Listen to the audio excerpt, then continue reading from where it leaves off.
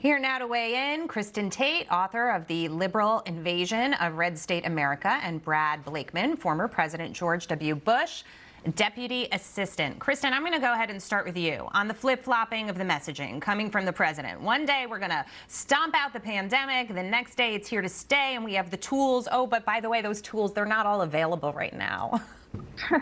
Right, yeah. I mean, in October 2020, Biden claimed that there were 220,000 deaths of COVID in America and that any leader responsible for that many deaths shouldn't be president. We'll just fast forward a little more than a year, and more Americans have died of COVID on Biden's watch than died on Trump's watch. So by his own standard, Joe Biden shouldn't be president. But, you know, Jackie, I think what's going on here is that the president is panicking and he doesn't know where to go with his messaging, because he doesn't have a plan to follow through on his plans to shut down the virus. It's very clear now to most people, this virus is here to stay. We have to learn to live with it. But the left is so invested in this narrative of panic. They hyperventilate over every new variant, and they have made fear into a virtue. So with all of these lockdowns, with all of these anti-scientific measures like school closures, the Biden administration is losing support among all demographics, even Black voters, Hispanic voters, women voters. And at this point, the Democrats, their base is really just elite, upper-income, college-educated white voters who virtue signal with lawn signs and henpeck at people in elevators to pull their masks over their nose. They are in real trouble, and their support is collapsing. Yeah, you mentioned how he referenced shutting down the virus when he was campaigning. I just want to play the sound bites because I think they're really powerful. As I said before, I'm not going to shut down the economy. I'm going to shut down the virus. I'm not going to shut down the economy. I'm going to shut down the virus and build the economy. Today, we're closer than ever to declaring our independence from a deadly virus. Okay, so Brad, over to you. If you were working for this president, how would you handle this train wreck of messaging?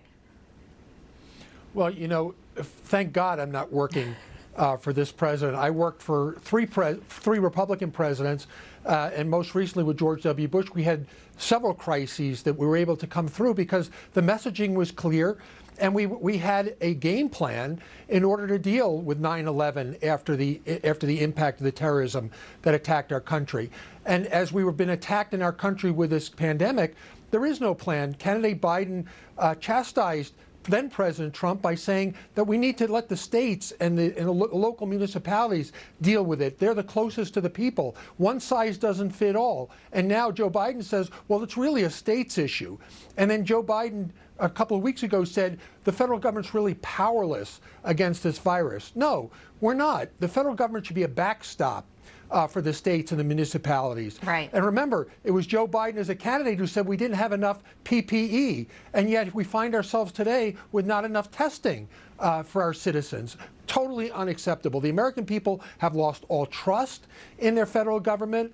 They don't know what to believe. The rules change daily, and as a result, there is no confidence in this president or his leadership.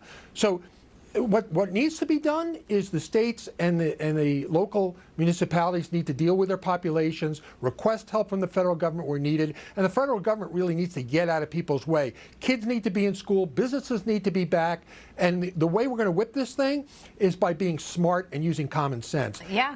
No legal rule or political rule is going to solve this problem. And the poll numbers show it, depending, Kristin, on which poll you look at. Biden's approval ratings have tanked into the very low 40s. You know, American voters are not stupid. He ran on a platform that sounded reasonable to them, and now he's not delivering on the promises, and the midterms are coming up. So he, or actually his party, is going to have to answer to some of these issues. Right. I mean, the administration is seeing its poll numbers collapse, and it doesn't know what to do. COVID was the one major topic where Biden previously had polled pretty well. That was his strong issue. But as it's clear that he has no plan to actually get the virus under control, we're seeing his overall poll numbers just really go down the tubes. 6 in 10 Americans are now saying they are worn out by COVID.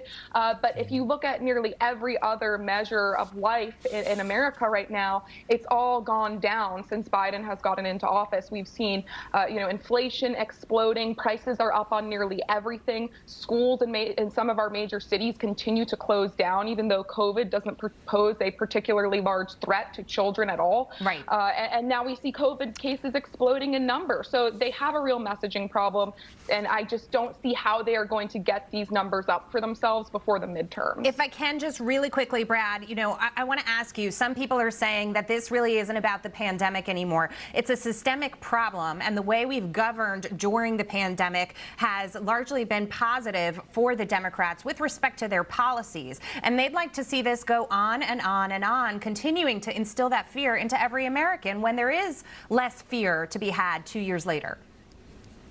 Well, you can fool some of the people some of the time, but not enough of the people this time. The people of America have had enough.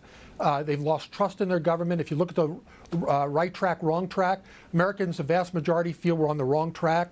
Look at the economy. We just mentioned inflation. Around my holiday table, we were talking about how expensive it was to eat our meal, right, and to how expensive it was to get to the dining room table with gas and flights and everything else. No, this administration believes that instilling fear and control of the American people is a way in order to endear themselves to the American people. I'm afraid not. And the president's a little tone deaf when it comes to inflation, because he admitted himself that he had to hear from a friend, how high the price of ground beef had gone. And so you think to yourself, okay, all right, Kristin and Brad, thank you so much.